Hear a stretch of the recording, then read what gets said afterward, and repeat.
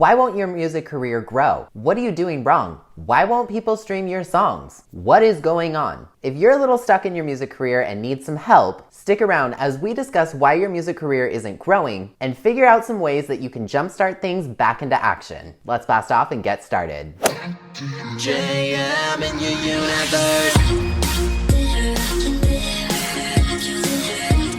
Konnichiwa friends, I'm Jonathan Miller and welcome back to Jonathan Miller Music, where we help each other become better artists. If you clicked on this video, you've probably asked yourself the same questions that I myself and a billion other artists have asked at times too. Why won't your music career take off yet? Especially if you've already dedicated years of your life to it. I don't really like my videos to demotivate artists, so here are 10 possible things that could be going on that might fit your situation, with some tips on how to solve the problem. Number 1, you're doing too much. Being an indie artist means wearing a lot of different hats until you're privileged enough to get consistent money that allows you to start hiring things and certain projects out. It can feel like everything is equally important and you've got to get it all done yesterday. More chances than not, you're also trying to maintain some type of a normal life, family, friends, school, other jobs, etc. In other words, you're spread too thin. This leads to an inability to put your energy into the stuff that counts. Making sure your music is good, editing lyrics, planning a proper promotional campaign. In order to fix this, you're gonna have to take a look at what absolutely matters. Is the world really gonna end if your video is just a day or two late on YouTube? Is it completely awful that you have to push your release back a few weeks or so? Chances are, in the grand scheme of things,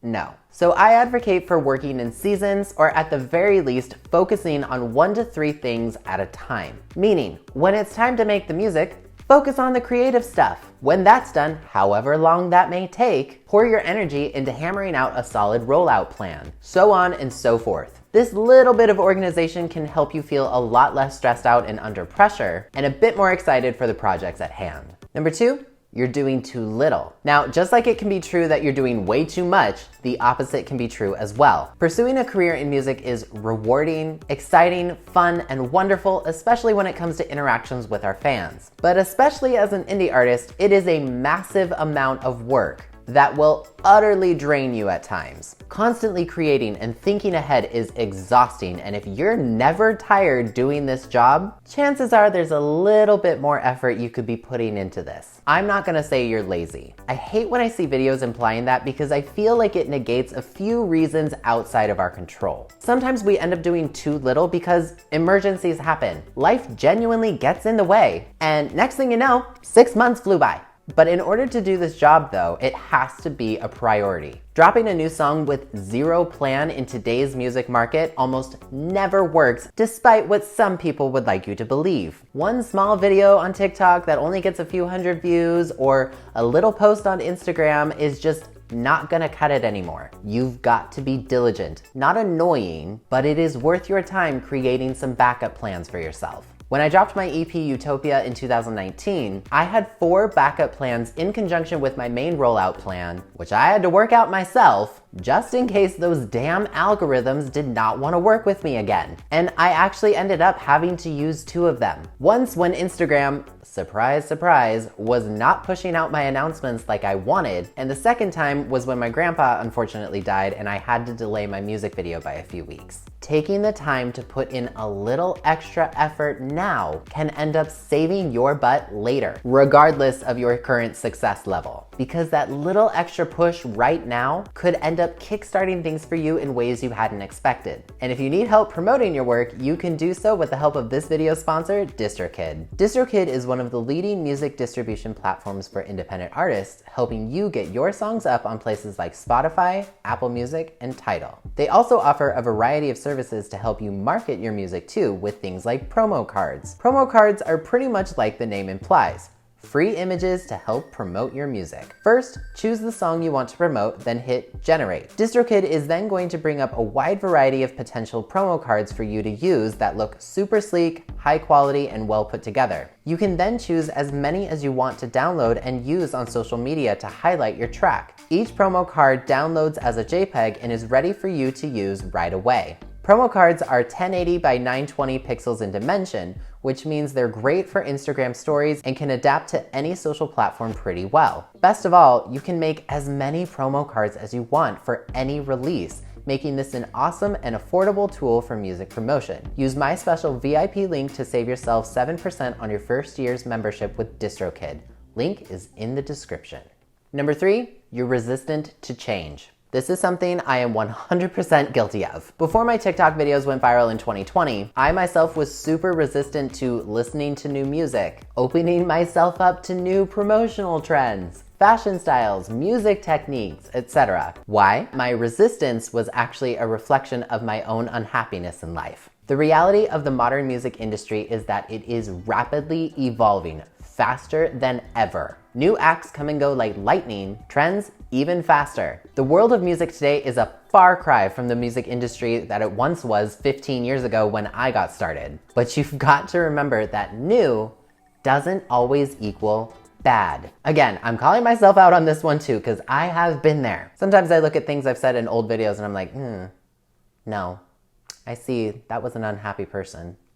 We develop habits, boxes, and security blankets for ourselves pretty easily. So here's my advice on dealing with change. Lean into it. Not every idea is great, like I still don't understand what an NFT is, to be honest, but not every new idea is bad either. So maybe start by trying to listen to a new artist through the ears of how you used to be excited listening to new music from your favorite artist. If you notice a new trend or a platform taking off, maybe try it out and get to know the ghosts a little bit. You don't always have to jump in head first, but leaning into change and new ideas can make you more approachable to a much wider audience and get your music into the ears of those who might not otherwise listen. So stay diligent. Number 4, you don't understand modern music marketing. The music industry of today is not the music industry of yesterday, like I said before. Now, I personally make pop music, which means I constantly have to be aware of not only the present, but also the past and the future at the same time. Because part of my job is understanding what trends are happening right now, what trends might be coming down the pipeline, and also what trends in the past might be making a comeback. This is not as much of a case for other select genre markets, but the truth is, if you're not paying attention to how and why things are being marketed a certain way in music, you're doing yourself a disservice. What stylistic techniques are audiences responding to? Are you on TikTok, for example? Right now, a lot of the most popular songs on the Billboard Hot 100 are on there because they went viral on TikTok. It's not about playing 100 clubs and hoping to get discovered by an A&R representative anymore. But the power is now in your hand more than ever before. So the best thing is to do your research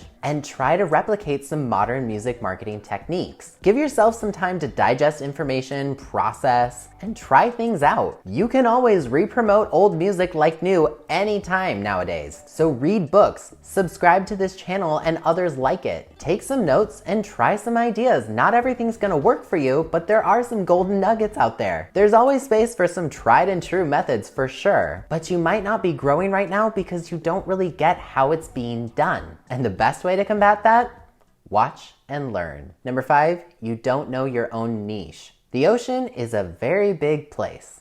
You don't want to be a small fish in the ocean. You want to be the biggest fish in a small pond. It makes you easier to find, easier to stand out, and large enough to pay attention to when you make a move. I've done a whole video about finding your niche in music, and if you've ever seen one of my album deconstructions online, you'll know that there is a market for everything. Sometimes the tiniest detail in how we describe our music to new audiences can be the difference between getting no attention and getting 1 million streams. It is absolutely worth your time trying to figure out how to describe your music and finding your niche. Discovering where we excel in our pond in music takes time, patience, effort, trial, and error. The easiest way to start is by looking through micro-genres of music. I guarantee you there is a place for you. At the end of this one, go watch my video on finding your niche in music because I do actually walk you through how to do it. It's absolutely worth it, and if anything, it's a place for you to start.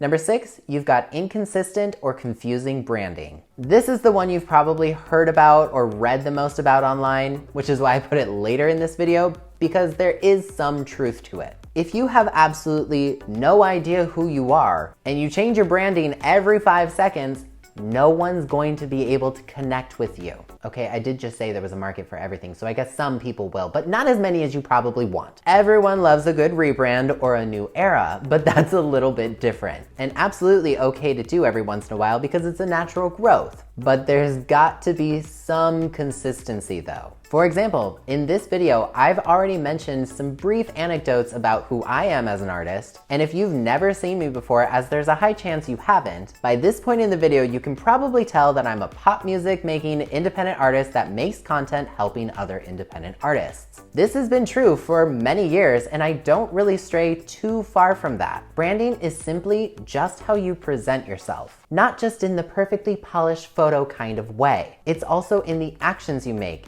how you speak, the content you produce, where you shop, what your interests and hobbies are, etc. So like finding your niche, do a little bit of self-reflection to see how you might be perceived by someone who doesn't know anything about you. Do you use a certain set of consistent emojis that communicate your tone of voice? Do your profile pictures and banners match across all of your social media? Do a little bit of cleaning up, so to speak, and that tiny effort can really strengthen your overall brand and how it's presented to new fans. Number 7, you're chasing the wrong things. Sometimes in the pursuit of our dreams, we get hyper-focused on little details that in the long run don't really matter. Maybe you've become so focused on hitting certain sales and stream targets that you forget to put as much effort into the quality of your music. Or perhaps you're over-analyzing your track and stripping it of all of the life that makes it special. We all want to make money in this business, that's not a secret. But if you have zero you in the content that you're producing, it's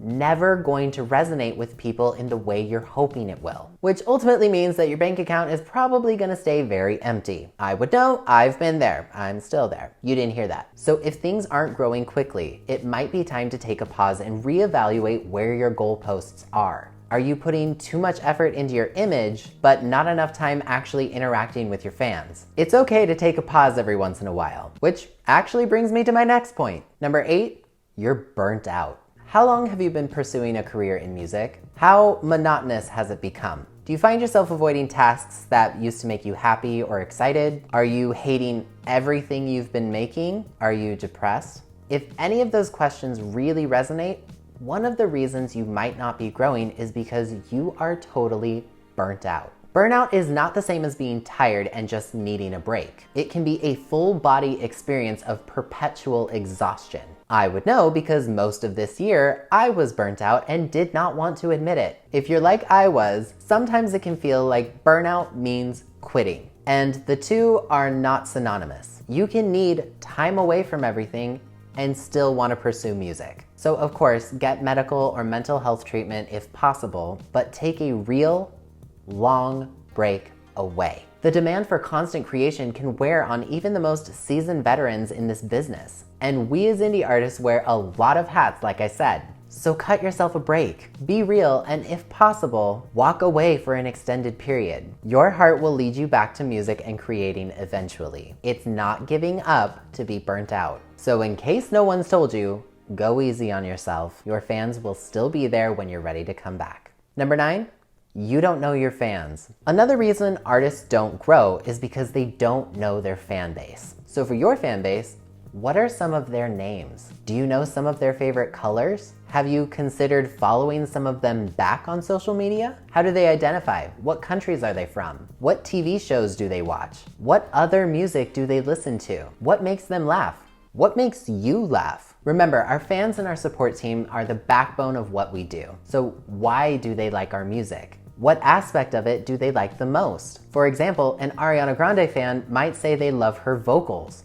A Taylor Swift fan might say something about her songwriting. A BTS fan might say something about what they represent or what they stand for. There's something that draws your fans to your music. Your fans are oftentimes an extension of yourself. So the more you know who you are, the more you're gonna know them, which makes promoting a lot more fun and a lot more successful. Number 10, you're just plain lost. Sometimes the reason we're not growing quickly is completely out of our control. Algorithms are not always our friend, even with the best laid out plan of action. Your music is good. It's high quality, solid, your branding is consistent, it's on point, it communicates who you are and what you're all about quickly, you're doing fine and on your grind, but things just aren't taking off. That's okay. It happens. I know, you just shouted at your screen, but I will say it again. It's okay if why you're not growing is genuinely outside of your control. I get told all the time, why don't you have more subscribers on this channel? How come you don't have more Spotify streams? And truthfully, it's because the algorithm has not always been very kind to me. It took me 15 years to finally get an audience. It's frustrating and demoralizing, but let's try looking at things a different way. Just hear me out before you rage quit this video. Right now, you have an opportunity to do whatever you want with the tools in your toolbox. You never know when the ball is gonna be in your court.